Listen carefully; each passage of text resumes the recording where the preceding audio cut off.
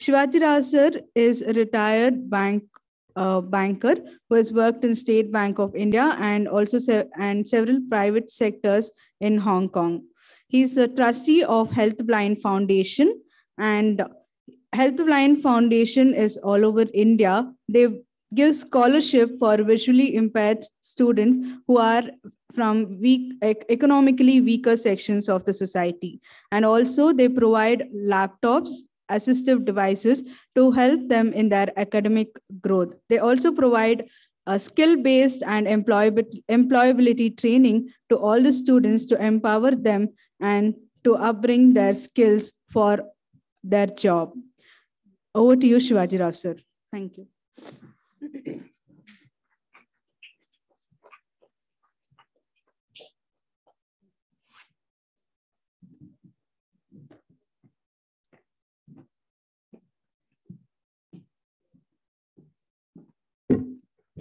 Good evening.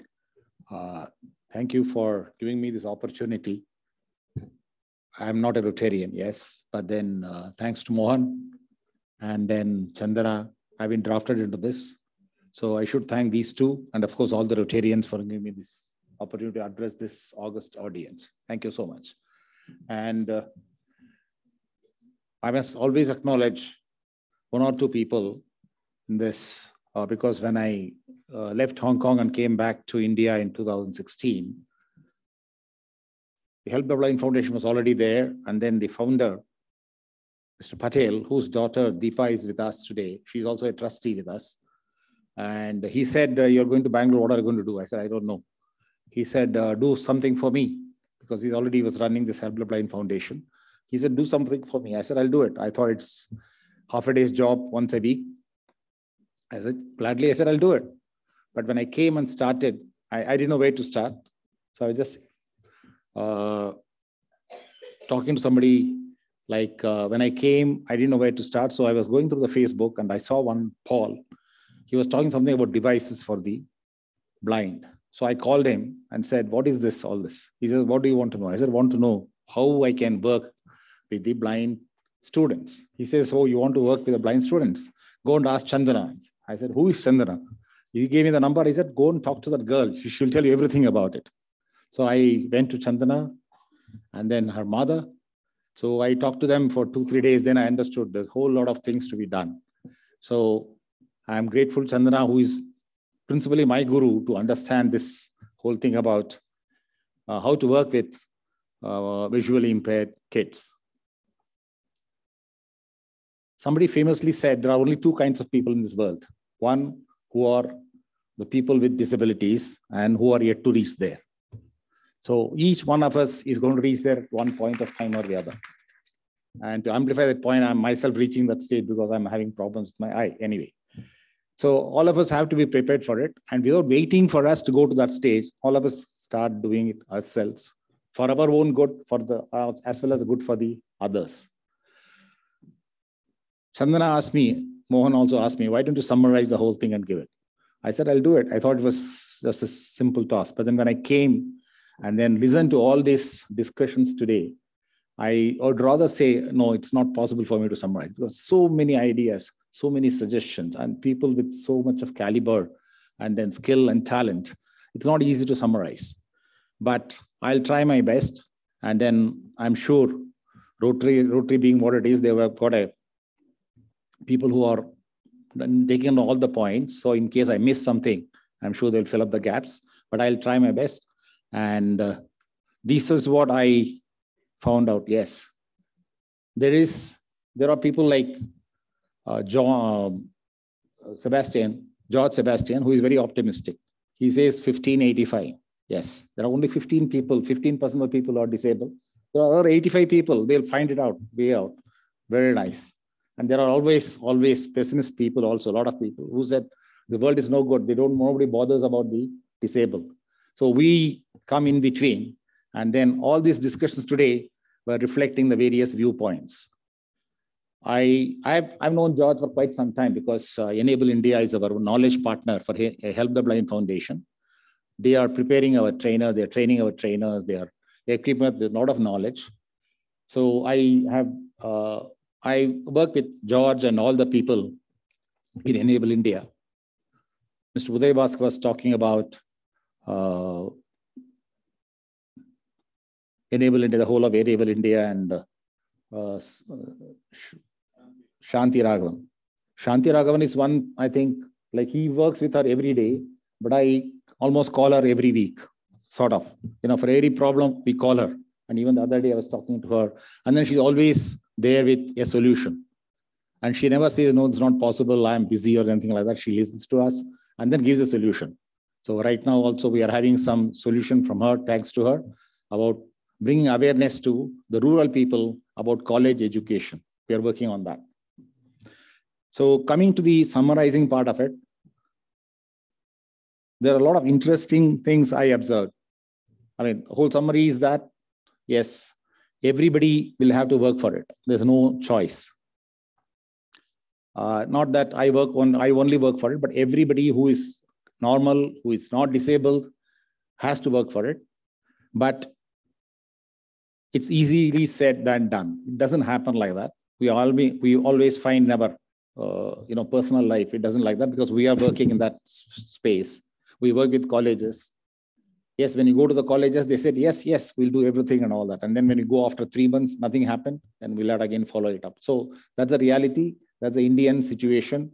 So some of us who are all here will have to take some extra efforts to fill up those gaps. Bringing awareness, yes, we are all trying to bring awareness, and we know how difficult it is to bring awareness also. And that's what we are all for. We have to work for it, and there's no other choice. Bringing awareness is not an easy job. It's going to be a long, long, long affair because we are trying to do that with college students. And in a country where we are so much used to the freebies, we know how difficult it is to tell these boys and girls, you must learn computers.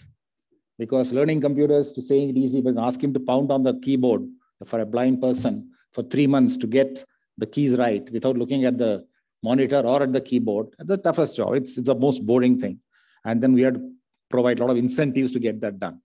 It is tough, but then at the end of it, as all of us observe who are in this space, if one person calls you one day and says, sir, I got a job, thank you so much. And that's my day.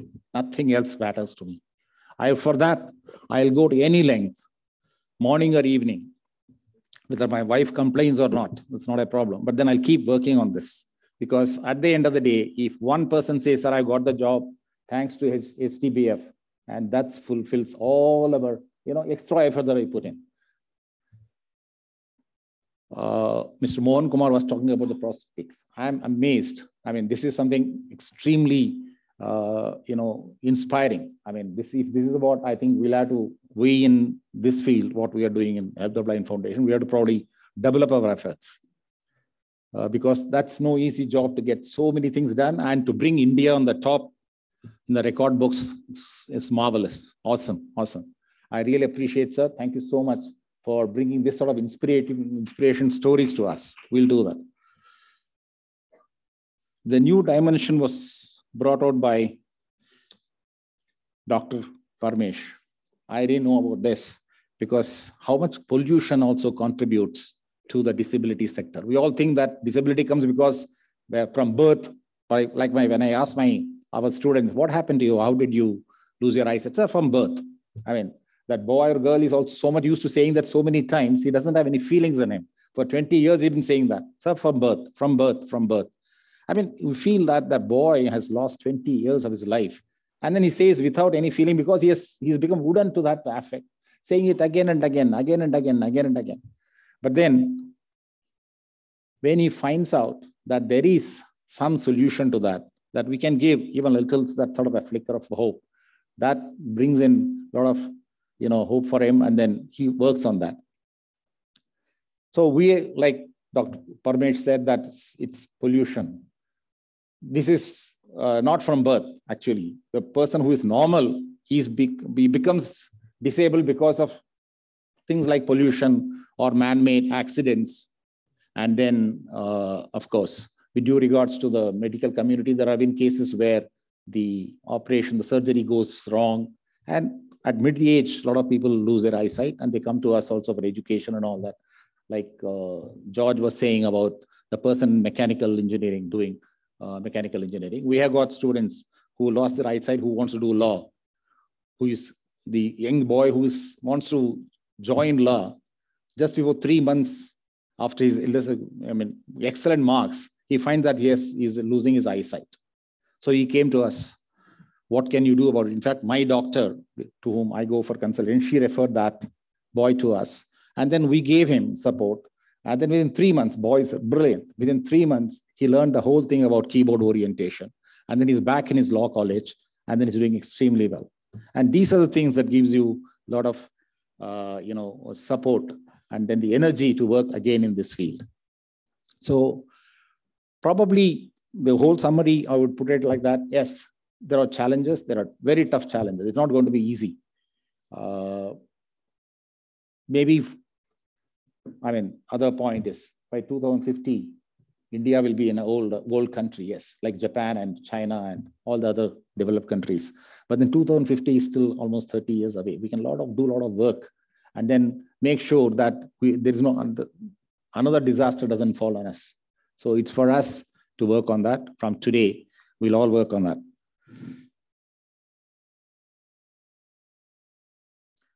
The summary was very simple. The one-liners that each one gave, I think that probably is a summary, but they summed up beautifully well. So I'll make my work simple by just repeating those 5 lines. Everybody can contribute to accessibility. The optimistic George always like say 85%, if they contribute to accessibility, the 15% will have a very easy life. we'll have to work for it. There's no other options for it. Mr. Praveen's accept and start from home. Accept. All of us keep telling our students and all that. Accept. Just accept that you are visually impaired. There's nothing wrong in it. And start using the cane. We tell them all the time. Just accept you are visually impaired. Start using the cane. There's nothing to feel shy about it. There's nothing to feel embarrassed about it. You use the cane not only for yourself, you use the cane for the other person who's driving the car, because he knows that you're visually impaired and he will be more careful in driving the car. It's not only for you, it's also for the others. Please accept. So once you accept, you have crossed half the problem. You have solved half the problem. Other half the problem is only finding solutions to that. This is what we keep telling in our training courses. And then doctors, let each one teach one. I'm reminded of that story. I think I forget the lady's name. She said, one child at a time. I don't know how many of you have seen that TED talk. One child at a time. You take just one child, teach that child. It's about Indian context of, education not being available. She says, don't go for mass teaching and all that. Each one of us pick up one child, teach that child. And then his 85% comes in play, right, George? Bring about behavioral change. This, I'm sure, I'm not going to accept this. It's not going to be easy.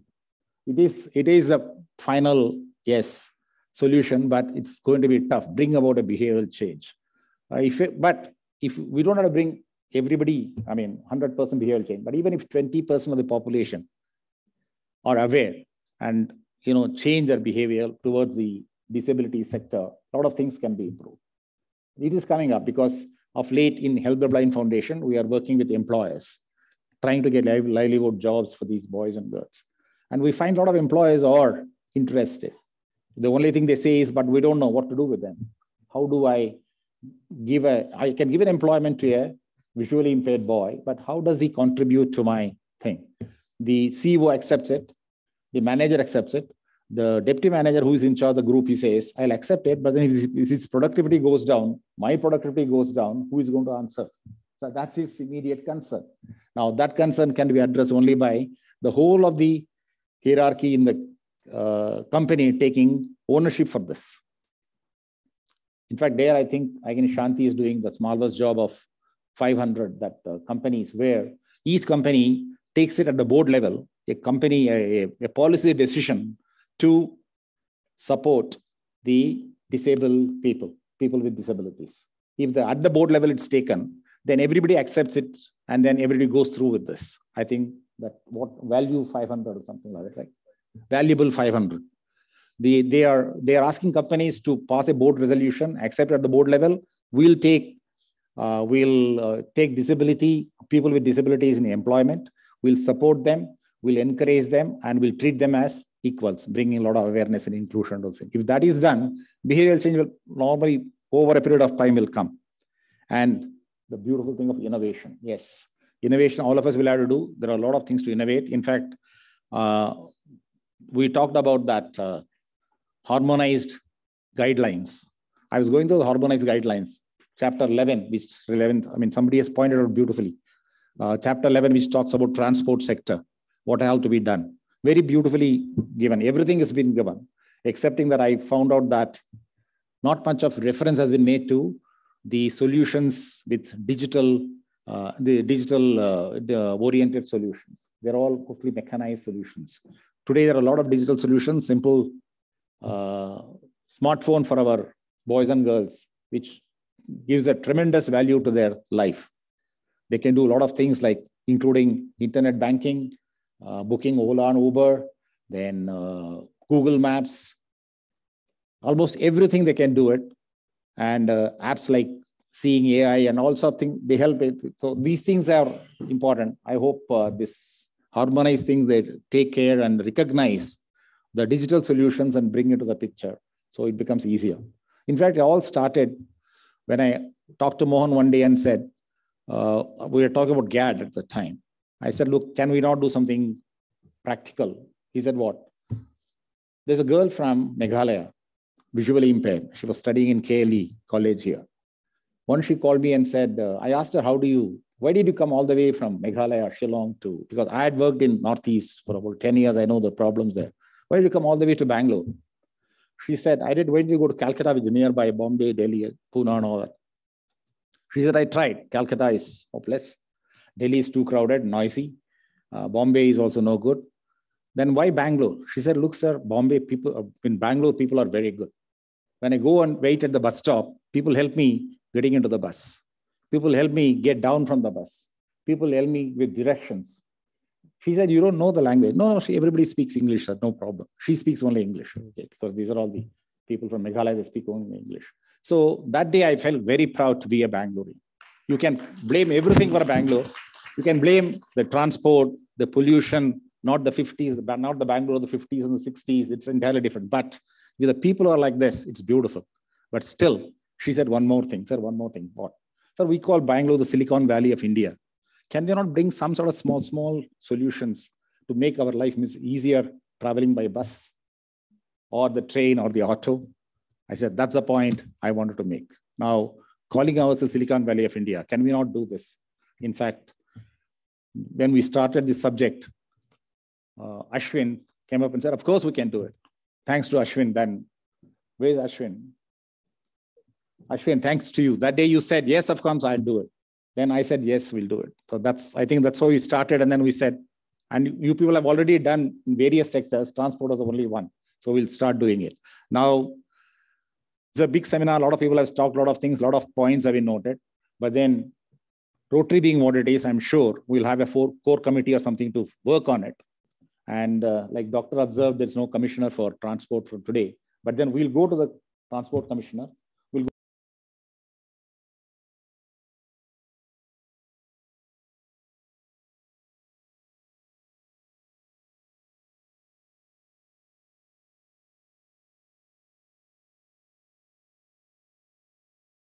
blind, 100% blind. She's able to do it. Thanks to Bangalore people again.